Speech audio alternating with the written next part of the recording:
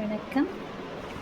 பிறன் இல் விழையாமையின் 9வது குறளை இன்று நாம் காண இருக்கிறோம். போலாமா? இதுக்கு ஒரு சின்ன உதாரணம் பார்த்தோம்னா, மகாபாரதத்தில் துரியோதனன் மிகவும் கொடுமையானவன் அப்படின்னு நம்மளாம் பார்க்குறோம் இல்லையா? அவனுக்கு நல்ல பண்பு, அதாவது பிறருடைய சொத்தை நான் அனுபவிக்கணும், அவ்வளோதான், எனக்கு எந்த வேதம் வேணாம் அப்படின்னு நினைக்கக்கூடியவன். ஆனால் அவனுடைய மனைவி கர்ணன் துரியோதனனுக்கு நண்பன். 2 பேரும் கர்ணன் துரியோதனனின் மனைவியோடு சகோதரி போல் பழகக்கூடியவன். ஒரு நாள் இவங்க 2 பேரும், அதாவது துரியோதனனின் மனைவியும் கர்ணனும் என்ன பண்ணுறாங்கன்னாக்கா, பகடை விளையாடுகிறார்கள். விளையாடும் பொழுது துரியோதனன் வரும் பொழுது அந்த மனைவியானவள் மரியாதை நிமித்தம் எழுந்திருச்ச உடனே கர்ணன் என்ன செய்கிறான், எங்கே போகிற, விளையாடுறதை விட்டுட்டு தோற்று போயிடுவான்னு பயமா அப்படின்னு சொல்லி இழுக்கிறான். அவளுடைய முந்தியை பிடித்து இழுக்கும்பொழுது அவளுடைய முந்தியில் கோர்க்கப்பட்டிருந்த அந்த மணிகள் எல்லாம் உதிருது. அப்போது துரியோதனன் என்ன செய்கிறான், பார்த்துட்டு சிரிக்கிறான். பார்த்துட்டு கர்ணனை பார்த்துட்டு எடுக்கவோ கோர்க்கவோன்னு கேட்குறான்.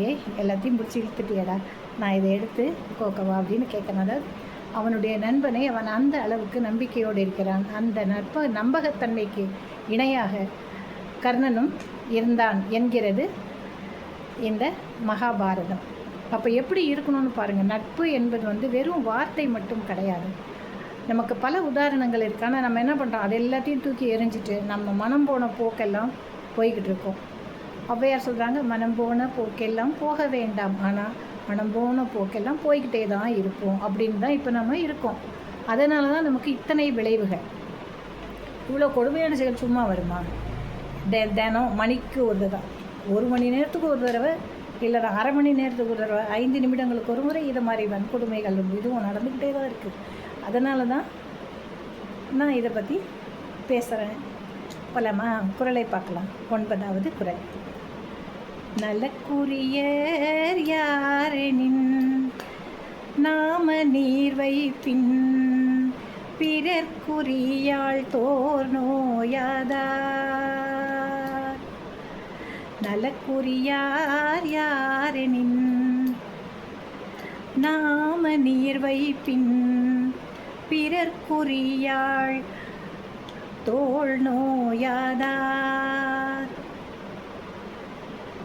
வள்ளுவரின் இந்த குறளின் கருத்தை நாம் பார்க்கலாம்.